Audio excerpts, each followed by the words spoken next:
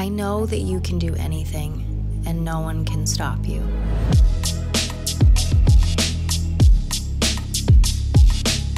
I'd only heard about you before, but now I've seen you with my own eyes.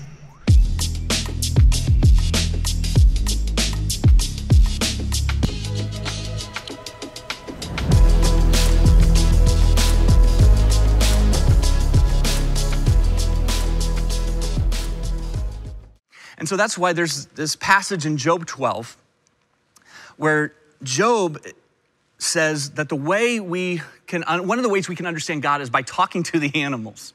Now, that sounds a little bit crazy, but listen to the poetry of this. Job 12, verse 7. Job says, but ask the animals what they think.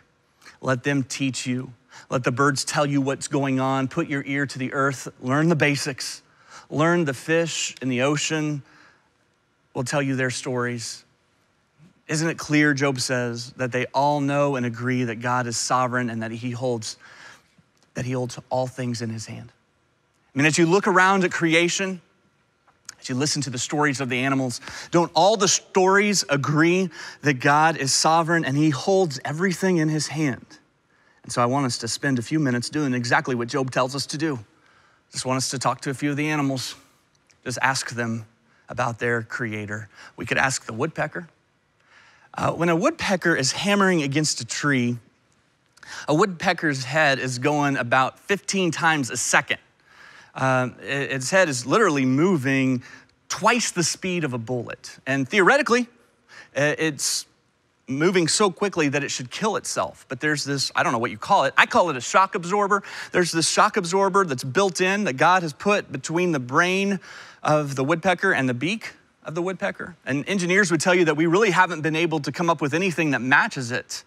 But it allows the woodpecker to do what? To be cared for, to find food, to create a nesting place. So you could ask the woodpecker, you could ask the honeybees. You remember in school learning about how a honeybee gathers pollen, and then they have to go to the hive to try to tell the other honeybees, like, here's where you should find the pollen.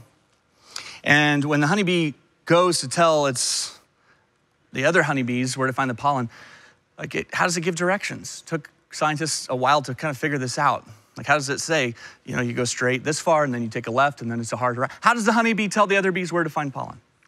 And they found out that a honeybee uses an intricate dance. Like, I don't know, it's like if it's probably not the robot, but it uses this intricate dance to try to tell the other honeybees, here's how far you go and here's where it's located. And again, God thoughtfully, creatively going out of his way to make sure that his creation is cared for. You could ask the pigeons. Pigeons are able to fly thousands of miles to the same roosting place without any navigational challenges at all. There are quite a few species of birds like this, like the Arctic tern that can fly 25,000 miles from one destination to another, and it doesn't get lost, doesn't have navigational problems. And apparently, there's what is essentially a built-in magnet that allows it to understand direction and orientation based on the Earth's magnetic field. It's like a built-in GPS.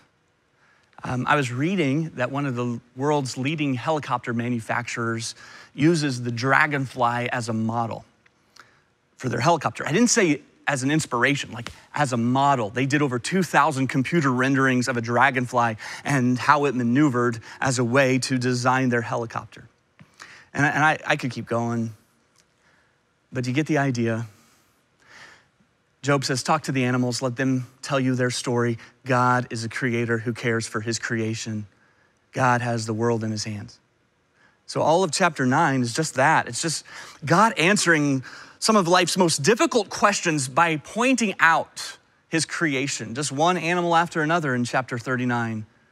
And you can tell a lot about an artist by her art. You can tell a lot about a creator by his creation.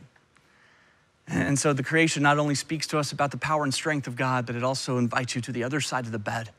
And you discover that God is thoughtful and God is tender and that God cares.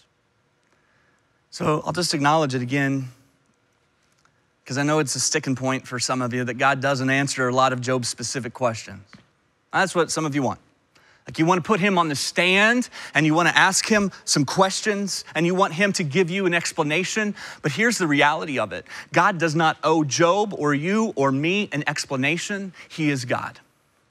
Instead, he asks a series of questions to make it clear to Job, Job, I know and I see and I care.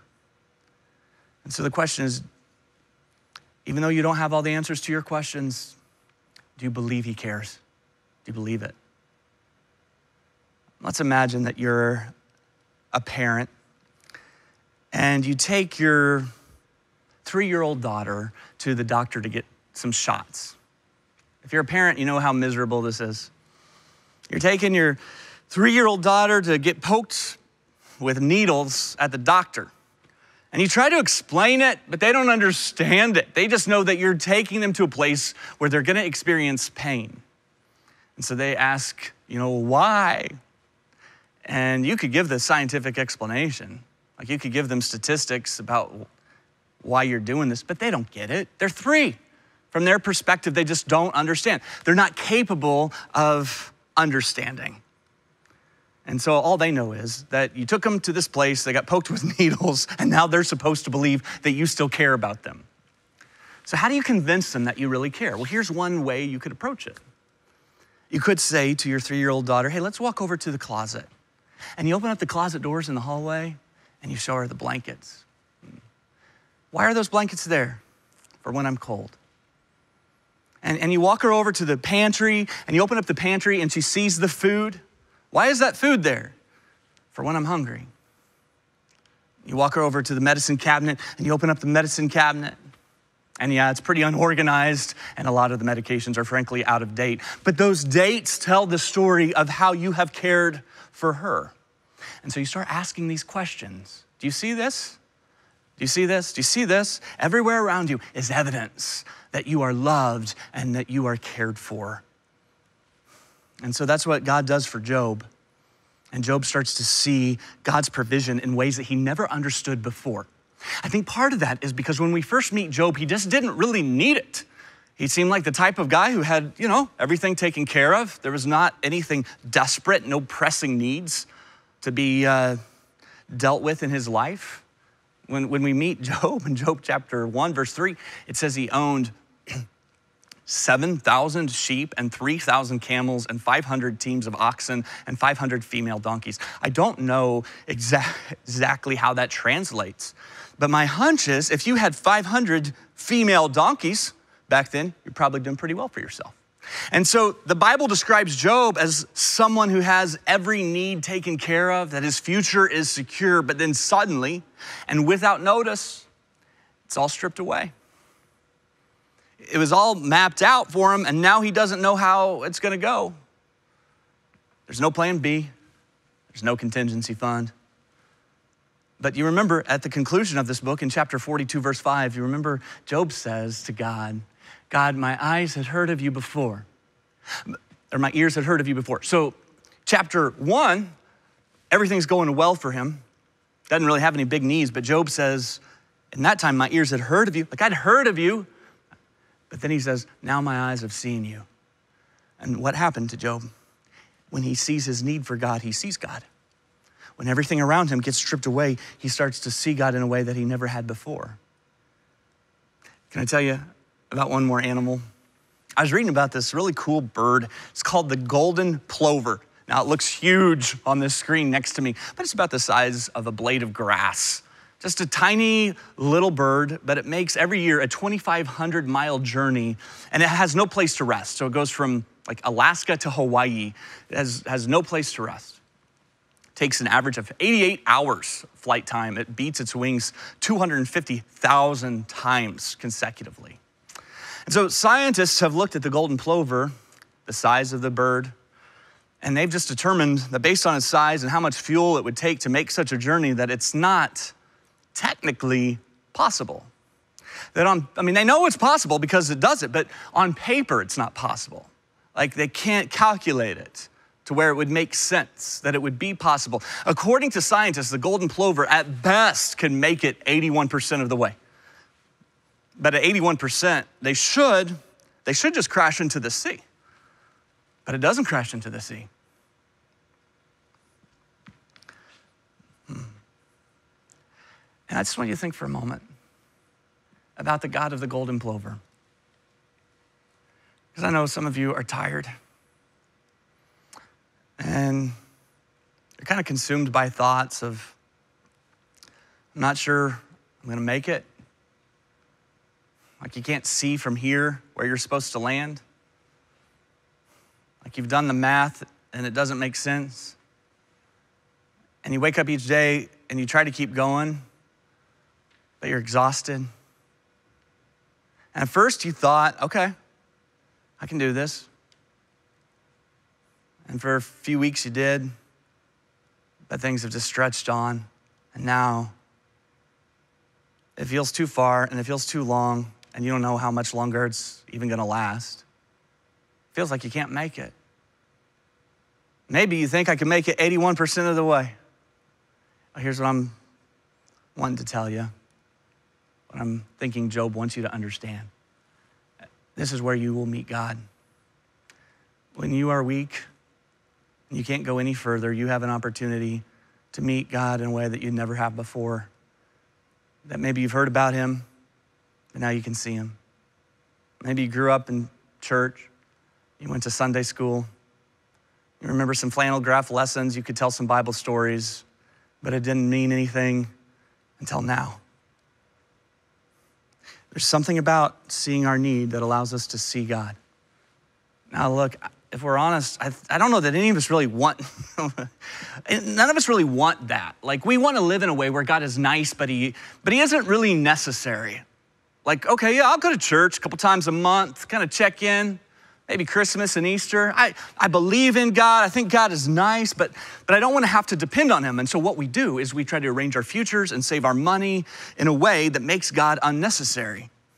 The problem with that approach is that I don't think we really see God until he's always been necessary, until we realize how necessary he is. And when we live our lives without recognizing that need, then it's hard for us to depend on God. So God says to us that we should pray, give us this day our daily bread. But when's the last time you prayed that? I mean, like really prayed that, not as poetry or a memorized verse, but you really prayed, God, give us this day our daily bread. I don't pray that prayer. I just stop by Panera. They've got a lot of bread there.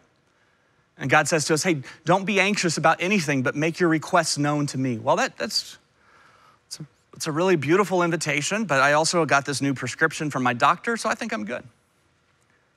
God says, I will meet all of your needs. Okay, it's nice to know that's there, God. But I've got great job security. And it's a wonderful promise, but I've got pretty incredible insurance, really, and a good retirement fund set aside. God says, come to me, all you who are weary, and I will give you rest. Oh, by rest, do you mean a day? Do you mean a day at the spa? Do you mean an afternoon at the golf course? Because that's really what I miss. It's really what I think I could use in my life right now. God says, cast all your burdens on me. Well, that's a nice invitation, God, but I've just found that Pilates and some wine before bed does wonders. So here's what we had done, is that we surround our lives with all these comforts and support and insurance, and we just make sure that every need is taken care of, but we're missing out on an opportunity to see God. Because God goes from being nice to being necessary when we recognize our need for him. And I've seen this over the years, and many times in many places. I mean, I've been in mansions in Malibu, and I have been in leper colonies of Africa, and I can tell you where you're most likely to see God. I've seen God show up at graveside services. I've seen him show up in cancer wards for children. I've seen him show up in hospital waiting rooms. I've seen God show up at food kitchens in third world countries. You want to find out what God looks like? You want to see God? You go to a place where people recognize they're in desperate need of him and they cry out for him, and that's where you will find him. David puts it this way in Psalm 34. He said, the Lord is close to the brokenhearted. 1 Peter 5:7 says, it's a beautiful promise, that if we cast all our worries and anxieties on God, that he'll take that weight from us because he cares for us. So the question is, do you believe that? Do you believe that God is the cosmic controller, but he's also a caring creator who cares for you? Look, if you don't believe it, take some time to read chapter 39. Take some time in the midst of all of this and have a conversation with the woodpecker or the pigeon, or ask the golden plover, because they will be glad to tell you their stories. He has the whole world in his hands. It's interesting that Jesus uses this same approach when he wants to speak comfort and courage to his followers in Matthew chapter 10. Jesus says in Matthew 10, not a single sparrow can fall to the ground without your Father knowing it. And the very hairs on your head are all numbered. So do not be afraid. You are more valuable to God than a whole flock of sparrows. So look around and see the evidence, but understand that the greatest evidence that God cares for you is the cross. That God demonstrated his care and his love for you when he sent Jesus to the cross to take our place, to bear the punishment that we deserved. In some ways, that's all the evidence that we ever need. That no matter how out of control things might feel, God cares. Of course he cares if he was willing to sacrifice his only son. So one of the ways that we want to remember this in the next few minutes is by taking communion together. And so we want to do it a little bit differently this week. We want to do it more as a family. So if you're part of one of our 10 campuses, here's what I'd like to ask you to do. I'd like to ask you to go to your campus Facebook page. So go to your campus Facebook page. So some of you may need to hop on Facebook. Go to your campus Facebook page. Your campus pastor will meet you there, and we're going to take communion together as campus families. If you don't have a campus that you're part of, or maybe you're part of our online campus, you can just stay with us here, and we're going to take communion together. Let's pray. God, I thank you for your power and your strength, but I thank you for your tenderness and care. I thank you that you are strong, but you are gentle. I pray, God, that in this season where so much has been stripped away from us, that you would give us eyes to see you in a way that we never have before, that we would understand these words of Job, that before all of this, maybe we'd heard about you and maybe you were nice, but now we see you and we recognize what was always true, that you are necessary.